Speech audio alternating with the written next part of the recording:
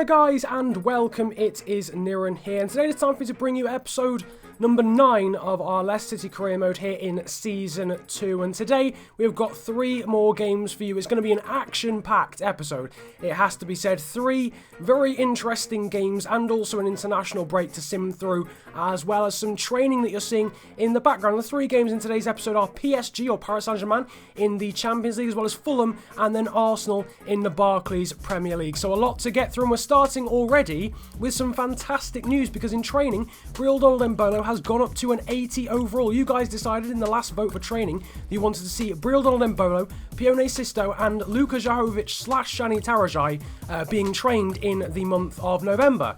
So I decided to go along with that, and as you can see, it's already sort of reaped its first reward, because Dembolo has gone up by 2 overall so far this season, and is now up another one to 80 overall. But given it's the end of the month, some players go up again, and Wissam Ben Yedder, despite having not been trained whatsoever, has already gone up 2 overall since joining the team at a 78 overall, which means he is now 80 overall, and suddenly we've now got 2 strikers that are 80 overall. And even just to top off the fantastic news, Maximilian Arnold has now gone up another overall to 81. So this team is really starting to develop massively, and Arnold up to 81, Ben Yedder and Embolo up to 80. It's really starting to look good. I'll do a proper squad report next episode to show you any other growth that went through the team. But now it is time to get into the first game of today's episode at the KingPower Stadium against Paris Saint-Germain in the 4th game of the Champions League group stage. And if we win this, we are in a fantastic position to qualify for the next round. But there was a little bit of fatigue going around. Kamano having to come into the side, Gökhan Inler the same, and Jeffrey Schlupp in to the side as well.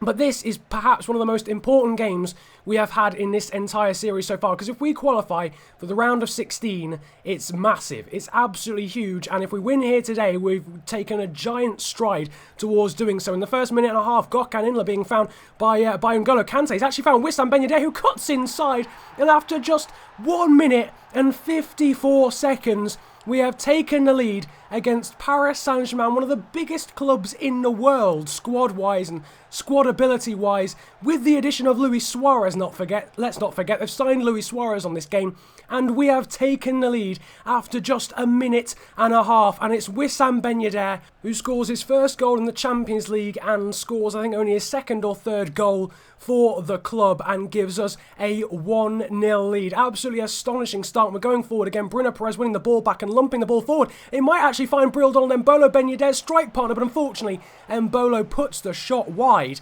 And wow, what a ball that was from the right back, Bruno Perez. In the meantime, in the 29th minute, I think that's N'Golo Kante being brought down there. Yes, it is N'Golo Kante brought down by Matuidi. It's resulted in a free kick in a dangerous position for Paris Saint-Germain. Riyad Mahrez will take it, but it bounces off the post, and can you get any closer? Paris Saint-Germain finally, though, have sparked into life after 42 minutes and 2 strikes there from PSG players. The final one from Thiago Motta, forcing 2 very good saves from Kasper Schmeichel. But meantime, in the 66th minute, Kamano has set away Ben Yedder again. He's up to 80 overall, and his finishing has got even better. What a goal that is from Wissam Ben Yedder, right into the top corner, and he scores his 2nd goal of the afternoon. I'm fairly sure it's only his 3rd for the club, and look at that, right into the top corner of Kevin Trapp's goal, and we are leading PSG 2-0. This is absolutely astonishing. Just 6 minutes later, Kasper Schmeichel coming out for a corner there. He's got it in his hands, no need to take any risk, but Ezekiel Lavezzi coming out of absolutely nowhere.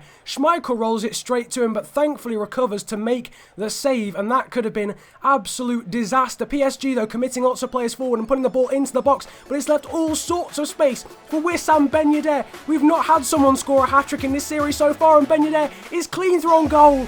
But he cannot be the first person to score the hat-trick as he hits the post, and Kevin Trapp collects. But now into the 88th minute, Gökhan Inler receiving the ball, and Ben Yedder's through again. He's got a 2nd opportunity now to get this hat-trick. Can he do it? Can he score the first hat-trick of the series? Yes, he can.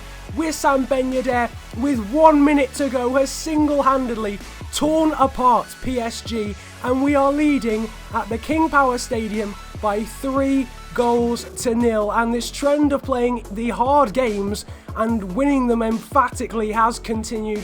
Wissam Ben Yedder gets the match ball off the referee, and for the first time in this series, we have had a hat-trick for one of our players, and unsurprisingly, Ben Yedder gets man of the match because of it, an 8.7 rating. And I was a bit worried about him, I'm not going to lie.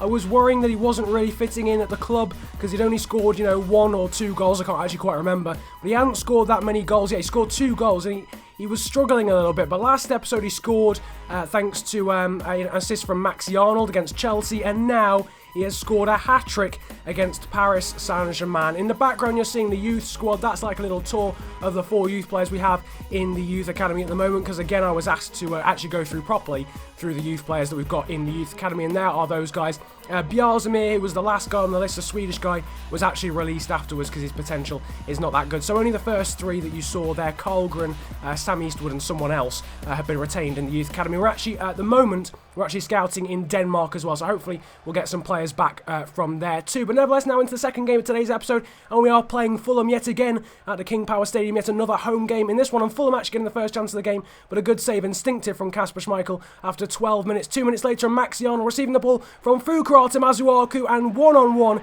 he is not going to miss that, and he scores his first goal in Leicester City colours. And now all of our new signings have scored, and Kulu scored, Herman scored a few, Ben Yedder's now scored 5, and Maxi Arnold has now scored as well. It's only down to Shani Tarajai now, out of all the signings, but he's obviously a young signing. Nevertheless, Fulham later on into the first half are trying to get a goal back, and Kenan Mitroglou has been set through, but forced out wide by Nicholas and Kulu. It's into the box there for Wellington Nem, but what a save that is from Kasper Schmeichel there. Absolutely just making himself big, and an incredible save. But from the resulting corner, the ball is knocked down by, I think, Mitroglou himself to Alexander Kacaniklic, the Swede, and he has leathered the ball into the back of the net. Fukrata Masuaku has to be doing better with that aerial challenge. He's literally just let Mitroglou sort of stamp all over him. And at the end of the first half, we're trying to go forward. Again, Bruno Perez finding Patrick Herman there with an inch-perfect through ball, but Martin Stecklenburg is out quickly to deny the German winger. Into the second half, and N'Golo Kante there finding Mbolo, who finds Bruno Perez on the overlap. He's going to cut inside there. Will he take the strike on? He does. And it looks as if it deflects off Arthur Worry, the Fulham centre-back, and it goes in. And after 53 minutes, we have taken back our lead. Fulham, to be fair, are good value for being, at level terms, but we've taken the lead back thanks to Bruno Perez, who gets his first goal of the Premier League campaign, much like Maxi Arnold and much like Alexander Kacaniklic earlier on. But he's unfortunately injured and now off the pitch, as you may have seen at the top of the screen. And Fulham are going forward in search of a second equaliser in this game. Kacaniklic will swing the ball into the box. Schmeichel is knocked to the floor, and somehow the referee has allowed the goal to stand. It's Mitroglou who's put the ball in, but the Fulham strikers just knocked Kasper Schmeichel over, and the referee's just not seen anything. And for some reason, we are now level at 2-2, and the referee's had an absolute nightmare. How could he not give a foul for that? The goalkeeper was knocked over, but the goalkeeper didn't have to be knocked over for Fulham's third goal, because now Ross McCormack has scored, and suddenly after being 2-1 up, we are now 3-2 down. And yet again, the games we should be winning are the ones we're finding the most difficult. Ben Yedder now finding N'Golo Kante with just 7 minutes to go, but it's a good save from Stecklenburg at his near post, and we are now running out of time. Just 7 minutes to go. Patrick Herman will take the resulting corner. It's swung in. It's knocked only as far as Maxi Arnold, who will strike the ball on the half volley into the top corner. What a goal from Maxi Arnold, and an incredibly important one to now make it 3-3 in this game. The ball comes back to him, and what a goal. His second goal for the club. Like London Buses, he hadn't scored before today, and now he's scored 2 in one game, and he has rifled the ball into the back. What a strike that is. The sweetest strike I think you'll ever see on a career mode video in history. On this game, I don't think you will see a sweeter strike, but Maxi Arnold, the star of the show, getting 2 goals, but unfortunately, we have dropped 2 points. We've only drawn at home against newly promoted Fulham, so in the end it's a disappointing result, but under the circumstances, it's certainly not the worst it could have been. There you can see the ratings in the background as well. Schmeichel with a good one, and unsurprisingly Arnold 2, and Bolo getting a good rating as well after coming off as a substitute. But yes, some very exciting games so far, and that's very late sort of equaliser from Maxi Arnold, and what a fashion. That's probably got to be potentially goal of the series. series so far, definitely goal of the season so far, an absolutely incredible goal from Maxiano. But now it is time to get in some World Cup qualifiers. I was actually asked to play these by someone in the comments section a few episodes ago. I'm not going to be doing so because it takes up too much of my time and I really don't have time to do so. And B, it just takes up so much of the episode, and I don't really think people need to see it. There are only qualifiers. When it gets to the main tournament, I'll play all the games and I'll show all the games in an episode, but when it comes to the qualifiers, I don't think they really add anything, watching them. I might do a vote for it, but I don't think it really adds anything to the series, to be honest with you. But if you really do want to see that, comment it in the comment section below, but it's not really something I was thinking of doing. Nevertheless, the first game of this World Cup qualifying campaign was a must-win game. We were 5th in the group out of 6 going into it after a really disappointing campaign so far, and thankfully we did win 2-0 against Russia, which now puts us, I think, 3rd in the table. And now we need to beat Scotland at home, so 2 home games. Raheem Sterling has scored. Jack Wilshere and Alex Oxlade-Chamberlain, have both got injured, which is very disappointing for Arsenal, and we actually play them next as Leicester in this episode, so they will now be without Oxlade-Chamberlain and Jack Wilshere, but we do in the end win the game against Scotland, a fellow home nation, 1-0, and that now raises up to 2nd in the group. So obviously if things stay as they are, we will now qualify for the World Cup after it was looking pretty damn horrendous last time out. Nevertheless, we're now getting back into some more training and hopefully seeing some more players going up in overall. Obviously, we've already seen Mbolo go up to an 80 overall so far. We're also training Sisto and Tarajai and Jahovic. Tarajai and Jahovic are sort of alternating. So last time you saw Jahovic, you've just seen Tarajai, and now it's back to Jahovic alongside the 2 slots for Mbolo and the 2 slots for Pione Sisto. Some good growth so far. Obviously, we have a very young squad, and as you can see, Luka Jahovic, the striker from X of Heerenveen, has gone up yet another overall, so he's now grown 2 since joining the club, and he is now 74 overall after going up on his shot power. So training seeming to work very well so far. 2 players going up from training so far in this episode, and 2 key players going up through natural growth at the end of a month as well, being Ben Yedder and Maxiano. But now it's time to get into the final game of today's episode against Arsenal. There you can see Javi Pastore of Arsenal and Patrick Herman of Leicester, the respective clubs' main players, I suppose you could say. There's the lineup. Schmeichel with Perez, Nkulu, Vima and Mazuaku as the back 5, Kante and Arnold as defensive mids, Herman and Mahrez as the wingers, and Ben Yedder coming back into the side, the hat-trick hero, to partner Brildon and Mbolo. And it was actually Wissam Ben Yedder going forward first there and forcing a good save out of Petr Cech, but Danny Welbeck with the clearest sort of opening of the first half an hour and somehow blazing his shot wide in almost impossible circumstances. He did test Kasper Schmeichel in the end on the 39th minute, but it was the Dane in our Leicester goal was equal to the task in the 55th minute. Patrick Herman forcing another good save out of Petr Cech, but it's fairly comfortable in the end for the Czech goalkeeper. As you can see, Wissam Ben Yedder being set through there by Patrick Herman, twisting and turning